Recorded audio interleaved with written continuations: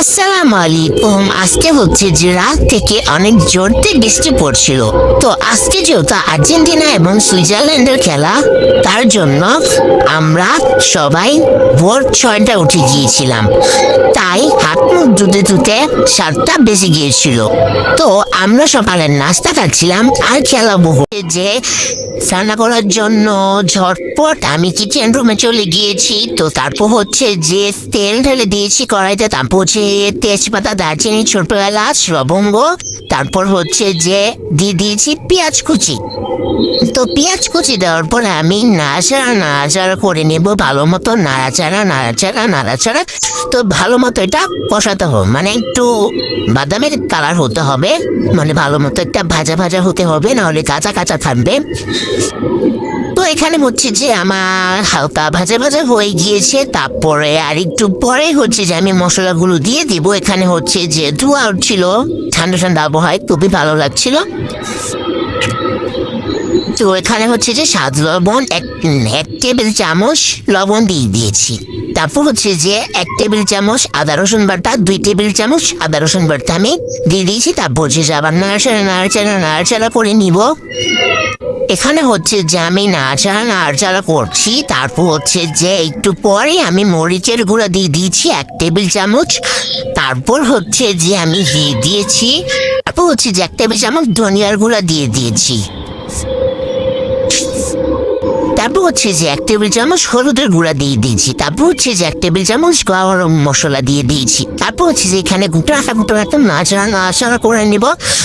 তো এখানে আগে কষাতে হবে, কষানোর জন্য হালকা একটু স্বাদ মতো পানি দিতে হবে। তো এখানে হালকা একটু আমি কষানোর জন্য পানি দিয়ে দিয়েছি। এখন আবার নাড়াচাড়া করে নিব। তো এখানে কষানো হচ্ছিল ভালো মতো, এটা ফুটতে হবে। তো এখানে হচ্ছে যে ফুটে গিয়েছিল। তো এখানে নাড়াচাড়া গুটানাটা করে নিয়েছি আমি। অনেক সুন্দর লাগছিল, ওয়াও অনেক সুন্দর লাগছিল দেখতে। ধোয়া, তারপর হচ্ছে যে ফুটানো সে লাগছিল দেখতে। তো এখানে আমার খুবই ভালো লাগছিল দেখতে। তো এখানে আবার গুটানাটা নাড়াচাড়া করে নিচ্ছি আমি।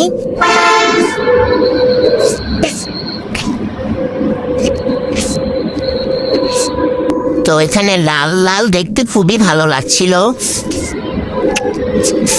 তারপর হচ্ছে যে কতক্ষণ পরে আমি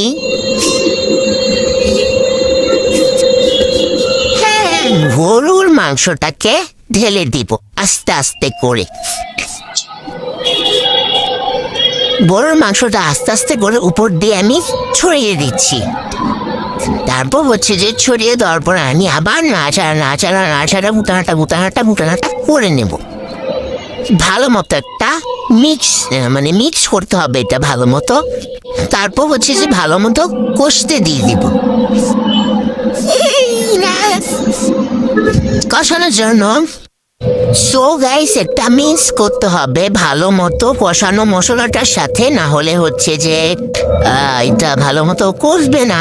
এটা হচ্ছে যে আমি একটু পরে কষতে দিয়ে দিব, আগে ভালো মতো আমি মিক্স করে নেব। তো এখানে হচ্ছে যে কষছিল মশলাটার সাথে মাংসটা, খুবই সুন্দর লাগছিল। তেজপাতা, তারপর অন্যান্য মশলাগুলো অনেক সুন্দর লাগছিল মাশাআল্লাহ। আর লাল কালার কষানো মশলাটা দেখতে খুবই সুন্দর লাগছিল। আর যে এখানে আমি আবার নাড়াচাড়া করে নিচ্ছি, গুটানাটা নাড়াচাড়া করে নিচ্ছি। তো হচ্ছে যে গাইস, দেখতে মন চাইতেছিল ওখানে খায় ফেলি, মানে কি বলবো, এত সুন্দর লাগতেছিল দেখতে। মাশাল্লাহ। তো এখানে তারপর হচ্ছে যে আমি বলছিলাম না পানি দিব, পানি দিয়াই দিছি। অবশেষে আমি পানি দিয়ে দিয়েছি। এখন হচ্ছে যে আবার কষাতে থাকবো, কষাতে গুটানাটা ওরে কষাতে থাকবো। সো গাইস, এই যে এখানে হচ্ছে যে নাড়াচাড়া করে নিচ্ছি। তো এখানে হচ্ছে যে আমি ভালো মতো আগে নাড়াচাড়া করতে হবে। তারপর হচ্ছে যে আমি এখানে আলু দিয়ে দিব কয়টা। গরুর মাংস রান্না করবো, আলু দিব না, এটা কি হয়? গরুর মাংসের সাথে আমাদের বাড়ির সবাই গরুর মাংসের সাথে আলু পছন্দ করে, সঙ্গে আমিও পছন্দ করি আলু খেতে।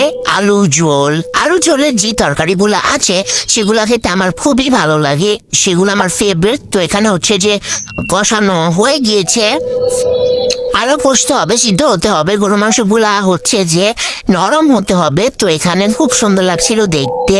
এখানে হচ্ছে যে আমি জিরা ফাঁকি দিয়ে দিচ্ছি,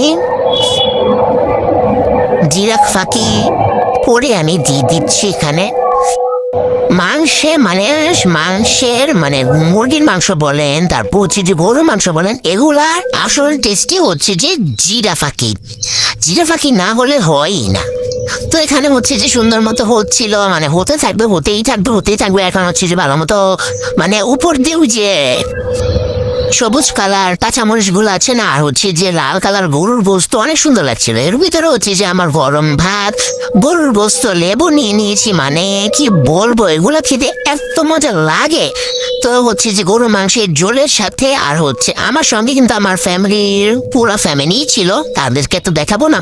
তো হচ্ছে যে এখানে গরুর মাংস নিয়ে নিচ্ছি হালকা, আর হচ্ছে যে আলু আর ঝোল নিয়ে নেবো, মানে এত মজা খেতে, মানে এক্সিলেন্ট। মানে আমাদের ভিডিও আপনারা দেখলে অনেক কিছু শিখবেন, মানে রেসিপি যদি আপনারা কপি করতে চান কপি করবেন। তো আল্লাহ হাফেজ, আমাদের লাইক কমেন্ট শেয়ার আমাদের সানহাউস ট্যুর চ্যানেলে।